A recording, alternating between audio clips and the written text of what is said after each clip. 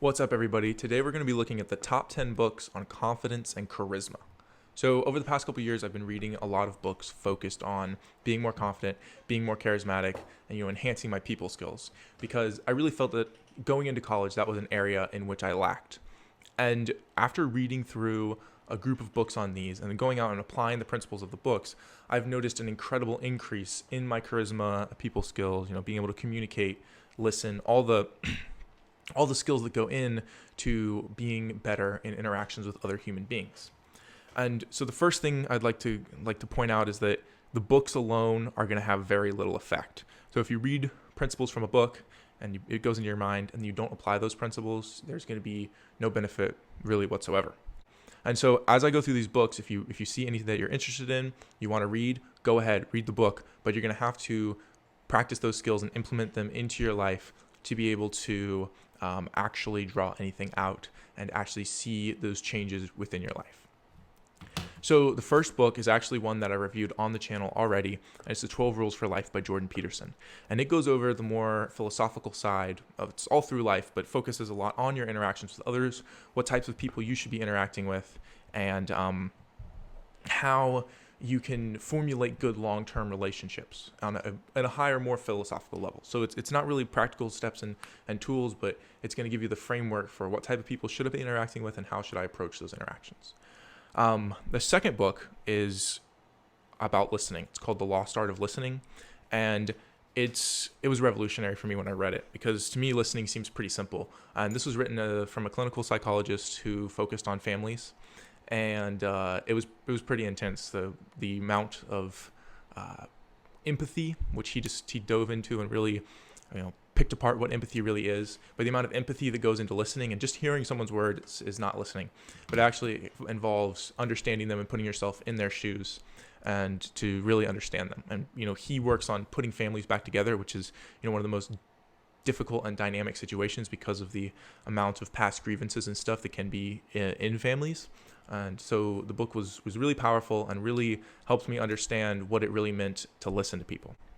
The third book is The Charisma Myth. And what they say the charisma myth is that certain people are born with charismatic skills and certain people are not born that way, and that's immutable. And that's not true. You can develop the skills to become charismatic, and yes, your genes play a role into it, and how you were brought up as a child plays a role into it. But at any point in your life, if you start developing the mindset of a charismatic person, that'll then flow forward into the rest of your life. So this book focuses on first developing the mindset of someone who is charismatic, and then next implementing the skills, but that you can't really fake it is a big part of this book. Another one that I really liked was Talking to Strangers by Malcolm Gladwell. This one was all about communication and about the difficulties that arise in communication from people who have very different backgrounds.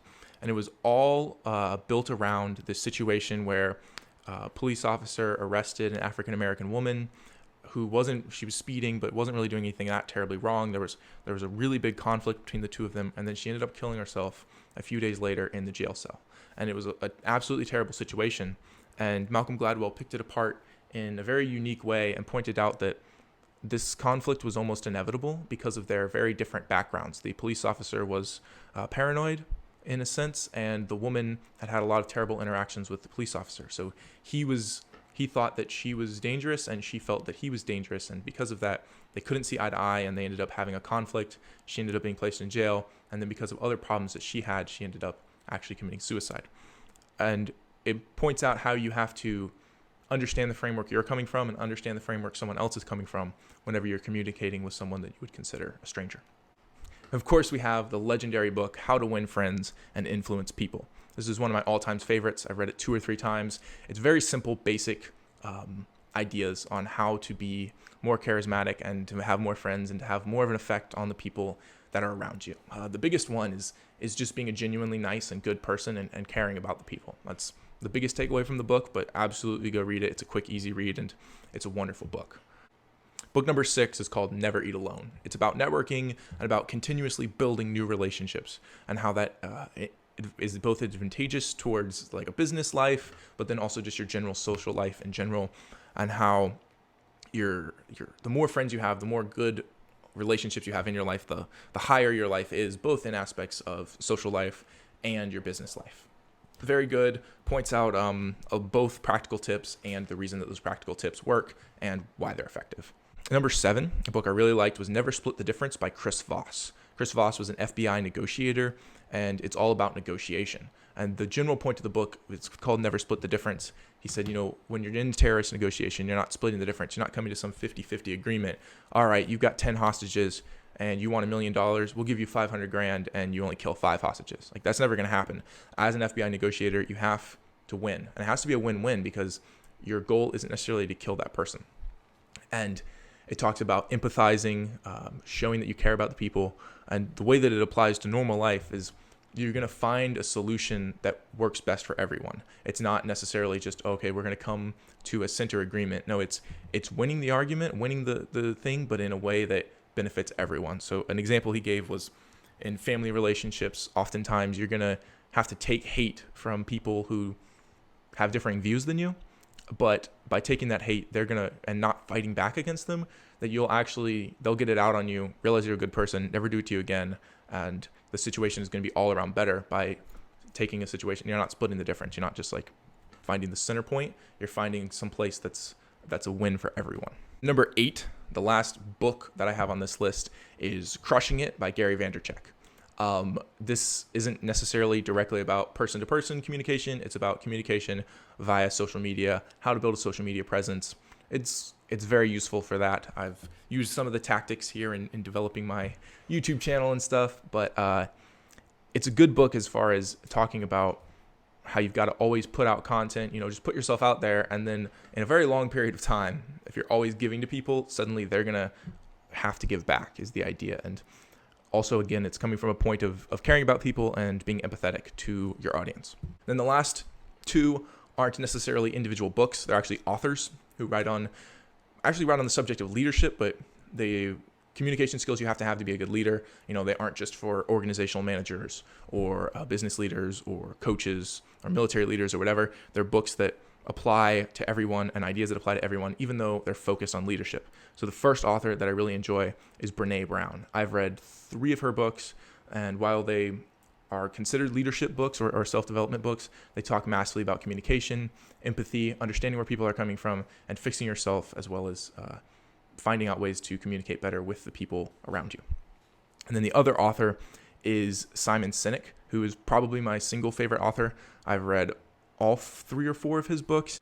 He talks a lot about the neurochemicals that are in the body that are actually related to kindness, empathy, and love versus the ones that are hate and anger and arguments, and that you will be healthier, you will be happier, and you will live a longer, better life if you are a nice, good person, because the social support that comes with that is so powerful. He's a wonderful author, and he's got tons of great examples from biology and science, and then individual examples, social sciences. He's a very well-rounded author and a genuinely wonderful person.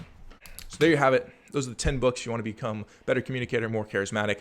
I'm going to talk about a few of the key takeaways that kind of are things I saw in all of the books. The first one is don't fake it. You're not going to be able to fake caring about people. And this is in the book about listening. It's in the Charisma Myth. It's in Jordan Peterson's book and a couple of the others. But it's the idea that you have to be genuine and really care about people. And so you have to develop the mindset. And this is kind of the second point is you have to develop the mindset of confidence and charisma and caring and warmth and empathy to be able to then implement those into your life. And in a few of the books, they talk about meditations you can do and visualizations and stuff that you can do to actually change the way you think about yourself and about the world, so that you're not constantly sitting there thinking about, all right, I'm going to mirror this person, I'm going to do X, Y, Z. No, that those attributes flow out of a mindset of charisma and strength and warmth. And the third and final key takeaway is to put other people first. When you genuinely care about other people, you listen before you speak. You ask what you can do to help someone before you tell them what they can do to help you. By placing other people first, you're going to be so well liked that people will be giving to you out of the goodness of their own heart, because you have first given out of the goodness of your own heart. And so if you want anything, and it's clear that you want anything out of an interaction, usually that's gonna fail. But when you come in to a genuine caring about other people, and that's just how you act, and that's how you treat everyone in your life, then you will be very, very successful, because people will want to be around you and they will want to see you succeed. There is one caveat to this, and it's how to avoid basically being a doormat when you're a giver. And they did a study, I think it was at Harvard, I believe Simon Sinke wrote about it, and they took and divided people into 3 groups. So there were non-givers, expectant givers, and then just givers. So the non-givers basically would never give their time or money to anyone. They were what you would consider a very selfish person. Then the expectant givers were only giving in a serious quid pro quo situation. And then finally, there were givers who would just generously give of their time and money with no real expectation of anything in return. And the givers were the most successful. When you looked at their life, just people who gave out of the goodness of their own heart were the most successful. But you could then subdivide that group into 2 other groups. And they were basically strategic givers and non-strategic givers. And the way that this group was subdivided was the strategic givers would only give to people who were also good people. So these were genuinely good people who cared about other people, but they wouldn't focus their time and energy on people who would continually hurt them or people who had burned them in the past. They would move on, and they would still be generous and not expect anything in return, but they basically gave to other givers. And so by being a giver, being non-selfish, but not giving to people who would take advantage of you, these were the most successful people. Versus the other group kind of became doormats in situations where someone would take advantage of them, and for whatever reason, they couldn't say no. They would continue to give to that person, continue to try to save that person or help that person or whatever, and they would end up really hurting themselves in that process.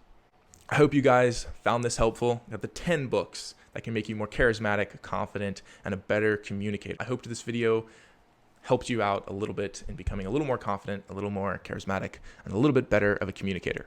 Thank you guys so much for watching. As always, like, subscribe, and comment. And remember that if reading is knowledge and knowledge is power, then of course reading is power. Thank you guys so much. Bye.